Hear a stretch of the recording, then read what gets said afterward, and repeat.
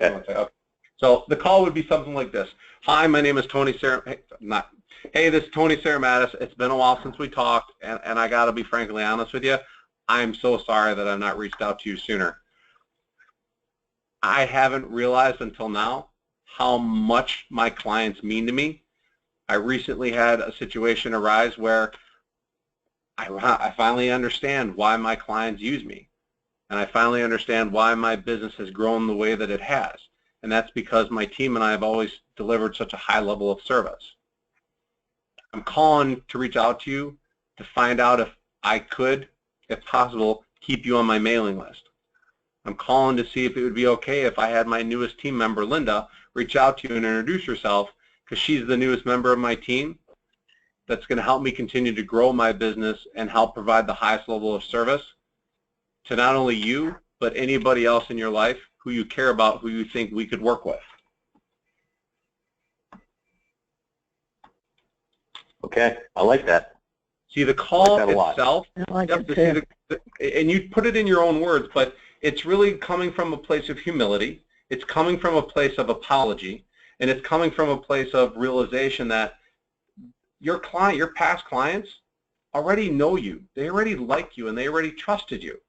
So you don't need to sell them, and the last thing you want to do is pitch a mortgage opportunity at them. What you're trying to do is realign yourself with them and say, I care so much about my clients that I'm reaching out to you because A, I want to see if it's okay if I keep you on my mailing list, and B, if it would be okay if I introduce Linda to you.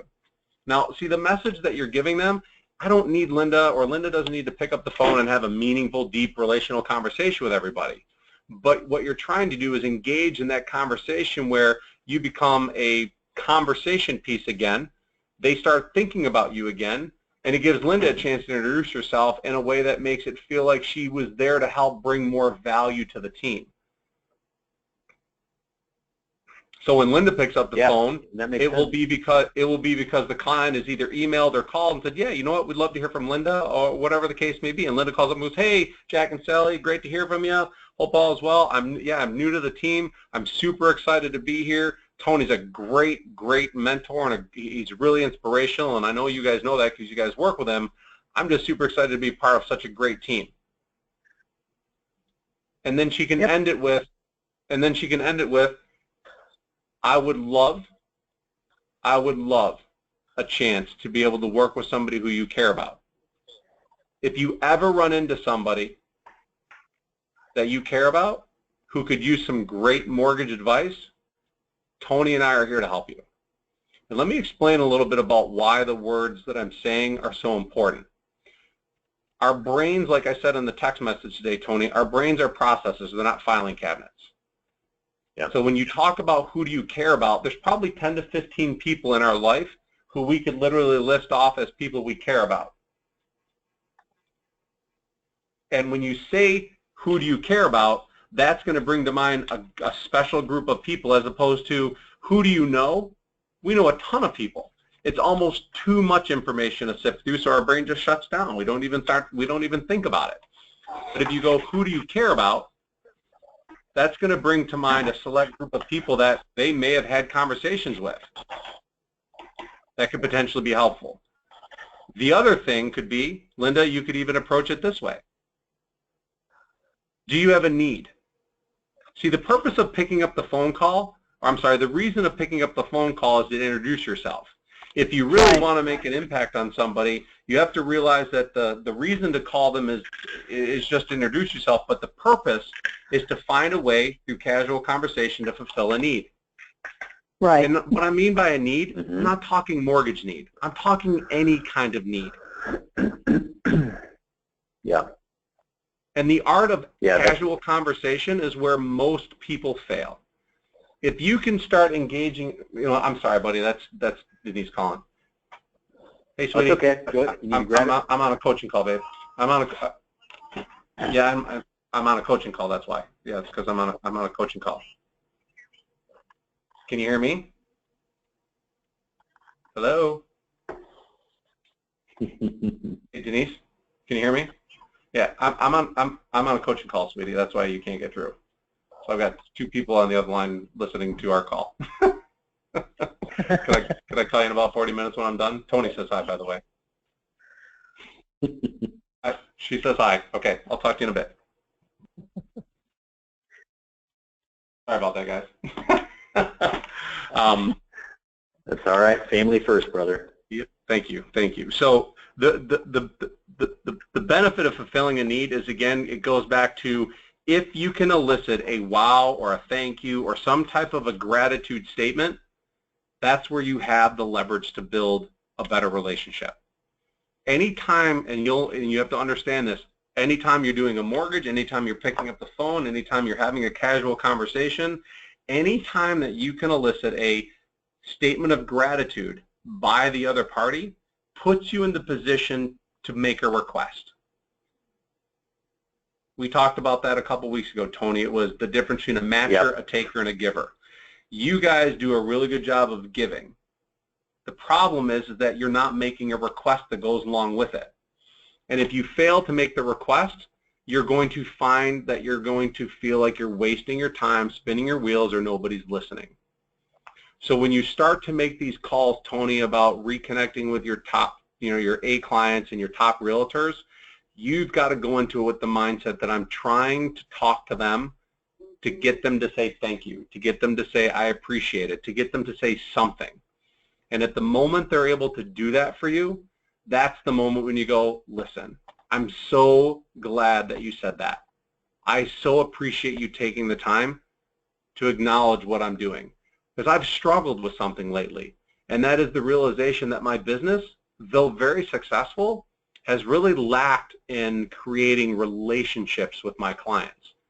You know as well as I do that I can do a mortgage, but what I didn't realize until recently is that my business was very transactional, and I'm sorry about that. And so my mission now, because I see how valuable it is, was to make my business more relationship-oriented. That's why I brought Linda on. Linda's got a great background. She does this, whatever it is that comes to mind that you want to share with them. The purpose of Linda's role is to free up time and to create better relationships with our clients and you as my agents, so that when you refer people to us, you'll really realize how valuable we are, because our goal is to be able to get them to refer or advocate us to the people that they care about, so that we can come to you and pass out that referral back to you. Doesn't that sound like a great business plan? I like it. Yeah, I love that. I love that. It's a lot more fun. It really is a lot more fun when your clients. So two sides of the same coin, right? When your clients want to have a relationship, right? And then and then your realtor partners view you as a trusted, as a strategic business partner, or better yet, someone that they that they simply want to do business with because they like you. Right. Well, let's be clear about that. Your realtors like working with you because they like who you are as a person. But most of our realtor relationships are very, very parasitic host relationships. We are always trying to get business from them, right? Yeah. That's what our business model really looks like. So when you talk to realtors about what's in it for them, you can explain to them, and I have an entire process on how I articulate my triangle of trust practice and so on and so forth. Your mission is to be able to create an image for them that makes them understand that as a partner of yours, my goal is to be better at this than you are.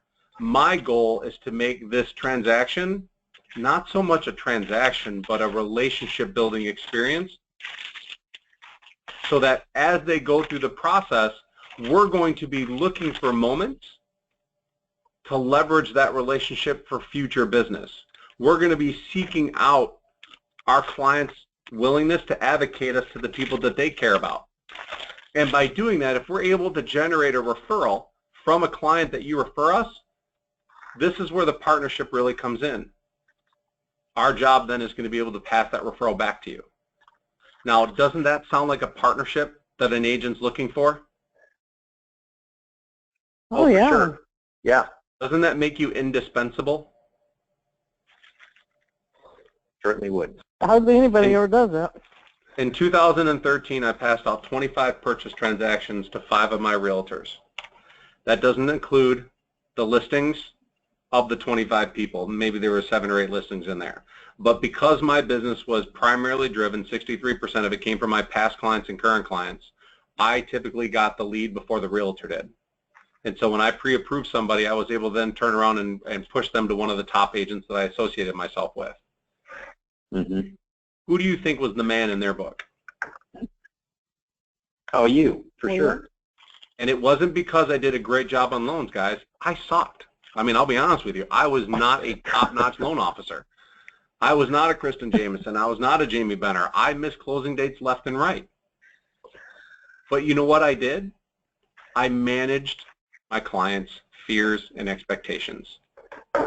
I set the stage and expectations, not so much that it had to be a building that I had to jump over, but rather a stick I had to step over on the ground.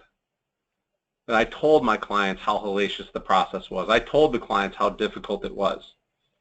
But the reason I did that was because it was valuable to them, but the purpose of why I did that was because every time I lowered the bar of expectation, it made it easier for me to get a wow and a thank you from them, which made it easier to get a referral from them. Sure. The truth is that if all you're doing through the process is turning them and burning them, you're going to remain in the position that you're in today. And so this is a culture shift. This is a mind shift. This is a business shift. You have to begin to realize that every client that walks through your door is a chance to expand your brand. Every client that you communicate with, whether it's a deal or not a deal, or you'll hear me refer to them as seeds and fruit, or chaff. Seeds are the ones that you plant that'll close in 90 days or longer. Fruit are the ones that'll close within the next 30 to 90 days. And the chaff are the dead deals that nobody can do anything with. Every person that you talk to every single month that is a potential client, that is a lead, is a chance to expand your brand and to get you more comfortable with articulating the value of what your team values. And so when Linda starts talking to the clients and she starts talking to the realtors, Tony, you have to have the same mindset and the belief system. You've got to be able to hand off your top agents to her and believe that she talks and thinks and acts and shares the same viewpoints you do. That means that your goals are the same. Your goal is to get an advocate out of this client. So I don't care how it looks. Your job is to get a current client referral before this closing is over. And you will learn that it's much easier to get a current client referral when the relationship is established from the moment you pick up the phone and start talking to them from the first time than it is halfway through the process. It's very awkward to ask people for a referral or help if you didn't set that as one of the standards of how you're going to move forward in this transaction. Does that make sense? Perfectly sense. Perfect sense, I mean. Yeah, that makes sense. If you set the expectation up front and it's simply just a part of the process, then you're not blindsiding them. Right, exactly. See, what you want to do is you want to get their buy-in. You want to get people's buy-in. See, I always took every client appointment thinking in really 2 ways. One was I knew that I was a giver because that was my nature, so I knew I always need to have a request. But more importantly, I always knew this. I always believed that at the moment that I started talking to my clients, that in my heart and my head, I knew I was the best option for them. There wasn't ever a doubt in my mind. It was the assumptive close. You know what I mean? I believe without a doubt that they wouldn't need to go anywhere else. So it's kind of like a self-appointment. Like you call me up and go, hey, Doug, I'm looking at you doing a mortgage. I'm like, yep, you're going to do the loan with me. I already know it. You just don't know it yet. That assumptive close or that self-appointment allows you to go into it feeling like you can give of yourself unconditionally because you know that they're going to end up wanting to work with you anyway. But you can't articulate it in ways that make you look needy. You have to come from a place of want. And so when you go into understanding the details of the transaction and you set that bar of expectation up and you manage their fears, you become exactly what they're looking for, which is a consultant, not a salesperson. Tony, do you know what the 3 things are that we get paid to do in this business? I know you and I have talked about this, but I'm sure you forget. Yes, manage fears and expectations, consult, and negotiate. Yeah. Holy cow. You're the first person out of like 20 in the last month that has recited it perfectly. Kudos, brother. Man, it makes me feel like people listen. I listen to you. Thank you for that, buddy. That's awesome, man. That's awesome. But here's the point. When you consult, this is the part of it that you have to realize. Consulting isn't trying to sell a product or a program. Consulting is peeling away the layers, asking the tough questions, and giving them an unbiased, honest, genuine response. I know that I'm the best option to talk to about getting a mortgage. I also know that I'm not the best person to do a mortgage with for everybody. So I know going into it that if I do what I'm supposed to, that client at the end of my conversation with them will do 2 things. 1, we'll go back to the referral source and say thank you, which already I win. And 2, we'll go out and advocate me to somebody in their life, regardless if I can do a mortgage for them or not. And the reason is because I make it abundantly clear before I start talking about loans that they understand why I do my business the way that I do it. That's going to be the biggest shift for your business, Tony and Linda, is to be able to get so good at communicating that value that it's conversational, that it becomes natural, and that you don't even think about how you orchestrate referral moments. You just know that when somebody says thank you to you, you jump all over it because that's your chance to fill up the lead tracker. There you go. Yep. Yeah. I like it. Bleh, that's my soapbox. Well, Doug, you know that We didn't have to. We didn't have really to pay for this, did we, Tony?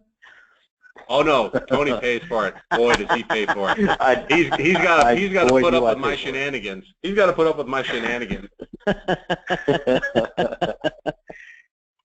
You know, Doug, there's you mentioned something a couple of minutes ago about a shift in mindset. Like it's a paradigm shift, right? Approaching every conversation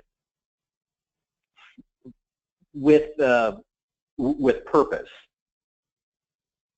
right? And the purpose being to establish and nurture and strengthen and deepen a relationship that'll create, as you put it, referable moments, right? Yep. So the way that I'm envisioning this is this paradigm shift is it starts with accepting that this is that this is a crucial component to our business. So accepting it, and then sort of just moving down to getting more granular. It really turns into tactical execution. Here's so where you're exactly right. Here's the point. You guys have, I mentioned this a little bit ago, you guys have pillars of business. Tony, this home IQ is going to be a pillar of your business. Right now, you have a very small pillar of business coming in from your realtors. Fair? Fair. You have a small pillar of business coming in from your realtors from not only you, but less as well. Okay? So outside of that, over the last 90 days, you have no idea where your business has come from. What we have to realize is we have to do a major renovation in relationship to where your business is coming from. We have to start tracking your business. We have to understand what's working and isn't working.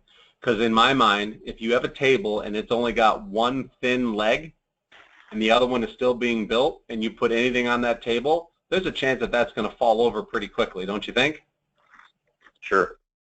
So what we have to do is we have to realize that we have 4 legs that we have to establish. And I say 4 because I think diversity is important, because if you rely heavily only on realtors, your business is going to ebb and flow like the real estate market. But if you diversify between financial planners, past clients, current clients, affiliated relationships, builder relationships, I don't care where they come from, but I want us to pick 4. My 4 were affiliated relationships. That is my financial planners, CPAs, attorneys. I had past clients. I had my current clients. And I had my realtors. Each one of them was a strategy, and I managed it accordingly. Each of them required time invested by me to manage and to develop and to increase the opportunities. What we're talking about right now is, if you're going to bring a person into the fold, this is the perfect chance to reestablish and realign your realtors with your shift in mindset, as well as with your top clients. Your B's and C's, I would simply mail out a team introduction letter. Truly, I would. Okay. All right. And the calls that you have to make, Tony, aren't because that you need to do this ever again, but this is your greatest chance to realign yourself and make a great emotional connection with your past clients, who probably are going to love to hear from you anyway, and who will gladly tell you, yes, keep us on your mailing list. Yes, please introduce Linda to us. Yes, we would love to help you out. Okay. But you guys, over the next several weeks, every call that we're going to be doing, we're going to be building on this call to the point where some of the guys that have been coaching for the last 18 months live and breathe by a lead tracker. They know exactly where their business is coming from. They know which agents are strong, which agents are weak. They know what their conversion ratio is. They know what they're doing. And so every day when they wake up and they turn on their computer and they stare at that lead tracker, their number one game that they play with themselves is, how can I get a lead today? And what I'm going to teach you, is this. You said the word care earlier, right? You want to teach people you care, right? Yes. You want to show your clients you care, right? You're different. You're different because you care at a higher level, right? I believe so. Yeah. CARE stands for create a referable experience. Do you care? Every time you interact with a client or a realtor or a business partner, you have to ask yourself one thing and one thing only. Do I care? Do I create a referable experience? And if you do, are you capitalizing on it? It's that simple.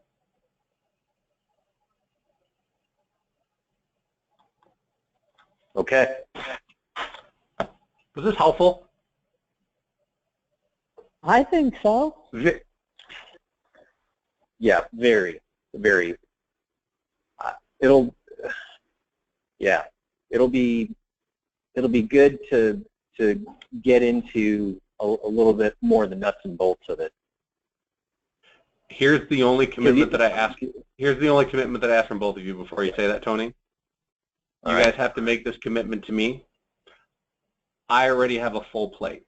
I've already got 5 or 6 classes that I do this in all different stages. Mm-hmm. I may partner you guys up with another branch.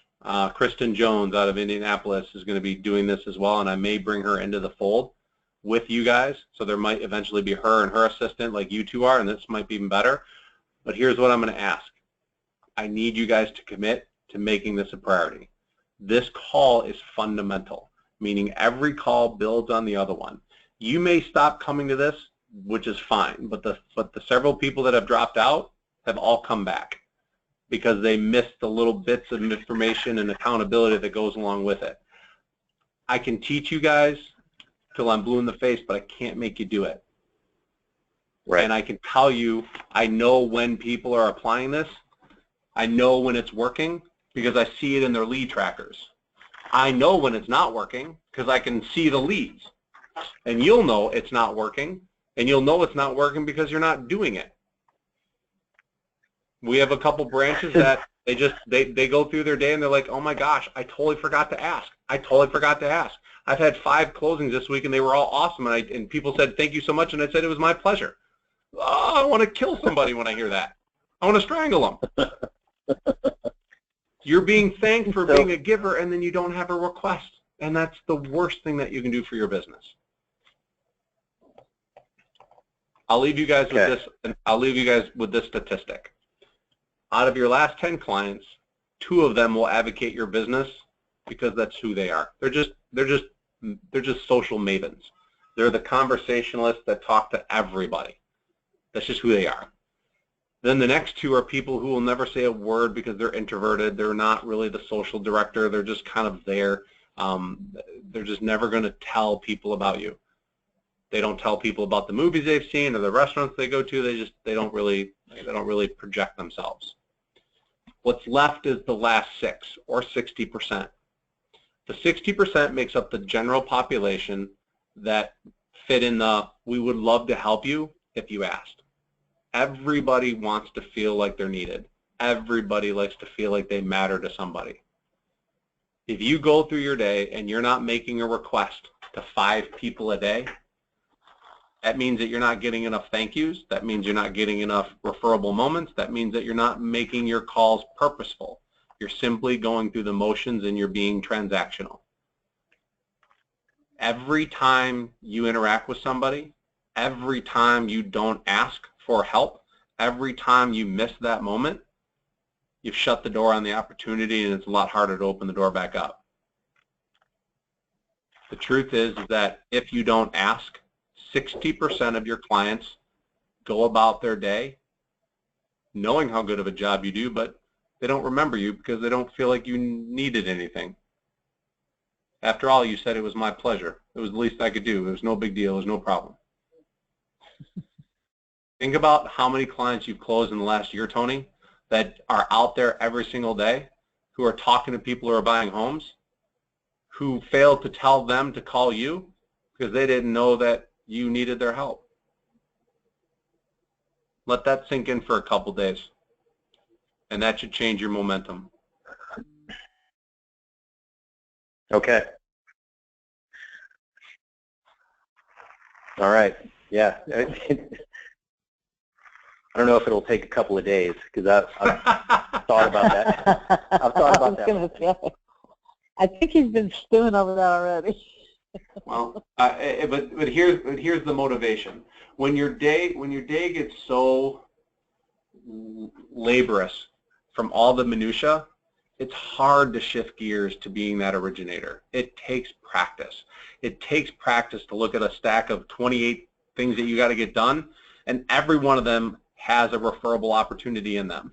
It's hard. It's brutal sometimes. It takes a lot of work mentally to do it, especially when you're a husband, especially when you're a wife, especially when you're a husband, especially when you're a father and a mother, and I mean all this stuff.